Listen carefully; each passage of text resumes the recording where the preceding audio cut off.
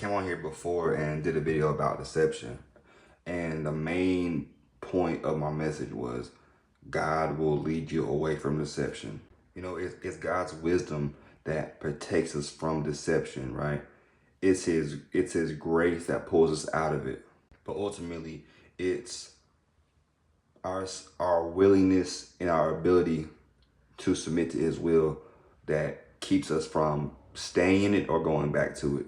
So what is deception? Deception is anything from completely just abominable lie, right, to 99% truth with that one lie, right? And that one little percent is all it takes to cause destruction in somebody's life. For example, I could come on here and talk about so much about the Bible, right? But one thing that I'm gonna say some people don't realize that they're being used, right, by the enemy. I could be very intentional or unintentional about sowing a seed of pride, inspiring or making something seem like it's okay to be this way.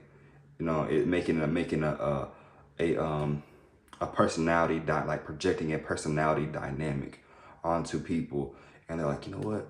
Yeah, I like that mentality. You know what I'm saying? And then it's like, but that mentality is more so self-building, right? Not saying there's anything wrong with being a better version of yourself, but what I mean is to the point where you're depending more on your style, your looks, your skills, whatever it may be, your charisma, rather than relying on God.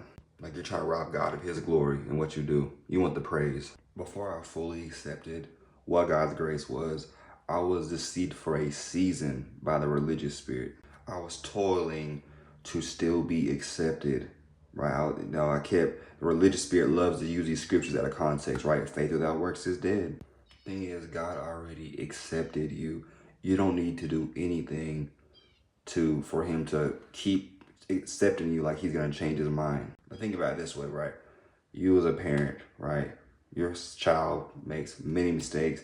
There's many things that you don't approve of, right? Disobey, whatever.